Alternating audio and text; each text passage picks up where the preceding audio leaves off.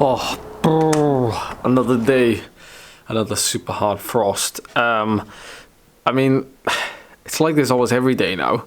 We're really starting to see a change in the weather, and it's unfortunate that I can't go out as early as I want to anymore. Yes, I can ride indoors, but I really want to go outside. Got like 2 spots either side of my nose. Can you see that? I had the booster jab about 5-6 days ago.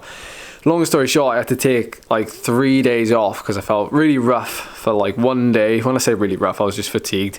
I keep seeing like loads of pictures and stuff on social media of people who are now away, like on training camps or like, you know, in the winter sun. And me and Charlie have been looking to try and go away somewhere, but our flights got cancelled to go to Mallorca at the end of January, so we're not going anywhere for winter sun now. Yeah, I'm just going to be training and doing my best in these conditions, which is not as nice as being out somewhere where you have the sun on your back and a bit of warmth.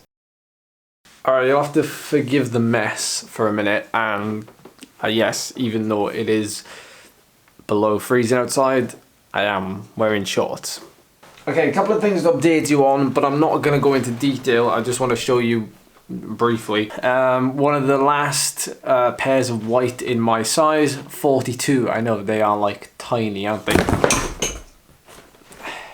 So I picked these up. These cost me like £270 in the sale. So well chuffed with these. I'm already a big fan of my Giro Empires, which are here and I've had for a while, and they're just so comfortable. I know I went to Bont for a while, but I didn't get on with them at all. I know lots of people are asking questions about them. Now this is pretty cool. This is again, I bought this as well. So this is from a company called Sturka. I think I'm saying that right. It does say on their Instagram page how to pronounce it. But if I'm getting it wrong, it's because I'm Welsh. So these products are new. Never tried them before, but they're new on the market anyway, as far as I can tell. They're supporting some really cool endurance focused athletes at the minute. So that was kind of like intriguing to me. And this is like a sort of like a test package, I guess you could call it. So there's like energy drink powders, 6 of those. These gels, there's Nitro Plus gels, which have nitrates in. There's ones with carbohydrates, L-citrulline, L-arginine. These are little electrolyte sachets. These are nice. So last night I went out for my first ride back, and I did a couple of efforts. Why is it the stain? I went for a ride and it was like sundown, like it was like 4 p.m. something like that. The only problem with like this weather this time of year, like yes, it's nice, but the sun is like really dangerous because it's so low in the sky. Like driving or riding, you gotta be like really careful about like, can cars see you, like when you're coming towards them, or like even like coming up behind you. So my ride yesterday, I wanted to throw in some over and under effort, short, sharp bursts. So I did some 30-30s for 5 minutes.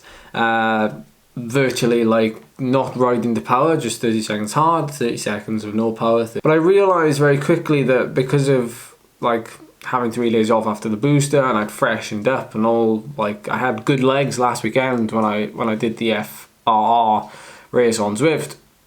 I thought like, should we give like this last hill on the ride a stab?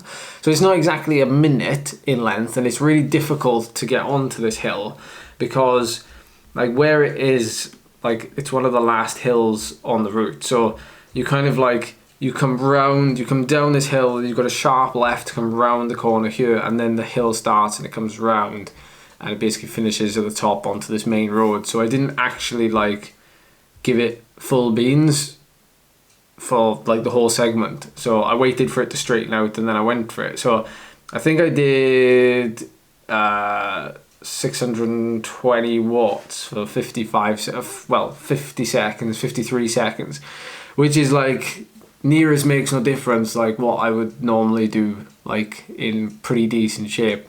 So out of curiosity more than anything, I wanted to do that effort just to see. And sometimes I think I'm sure a lot of you can relate to this, but you know when you feel like you want to do an effort, or you feel like you can do a good effort, sometimes it's worth just doing it.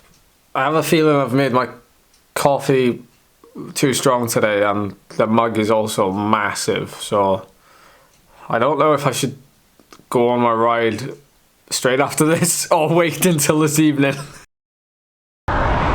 So I managed to sneak out to get my workout in. Granted, it's not what it was supposed to be. I was going to do 3 hours at like endurance pace, but instead I've swapped it for an hour and a half of tempo. Now, you can define tempo in many ways, but most people refer to it as at about 75 to 85% of FTP. I've chosen a particularly flat route to do this because my power meter battery has died, so I'm kind of doing it on feel. I have got my heart rate, and I can kind of match it with my heart rate. I can see I'm at 140 beats a minute, 150, and this is just below. If I'm riding at 300 watts, my heart rate's about 150 on any given day. As much of a bad rep as Zone 3 gets, it does have its advantages. Sometimes you can't see training and zones and everything else as black and white. It's never as simple as that. So although I've swapped my endurance ride today for this hour and a half of tempo, it's not the same. In terms of stress, technically the tempo ride is going to feel harder, even though it's shorter. But the actual adaptations, yes, they're similar, but they're not the same. You're generally going to feel a bit more fatigued after that tempo session. But like I said, it does have its advantages. So actually for me, if I'm strapped for time today, with the conditions, the weather conditions, a tempo session can be awesome, because it means I get out and bang, I'm straight into it. I'm not cruising around, and endurance rides tend to get me quite cold, especially if the weather's very cold. It actually kind of fits in with what I want to do, and that's what you've got to ask yourself sometimes as well. Like today, like for most road races this time of year, if they're looking at starting a race in March or even the end of February, they're going to need a little bit of sustained power in them, even if it's not full gas. And there's something to be said about, like me now riding at this pace means I'm moving a lot faster than I would be if I was just doing an endurance ride. So riding on a road is a lot different at higher speeds.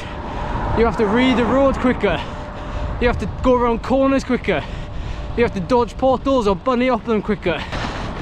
It all plays a part. So it's not just, you don't always just look at a session for its physiological gains, you look at it for other things as well. You know, these sessions actually give you a good chance as well to practice getting low and aero and holding it at a moderate power output before you transition to super high threshold power. But it really isn't often that I'd recommend or give anybody a session like this to do.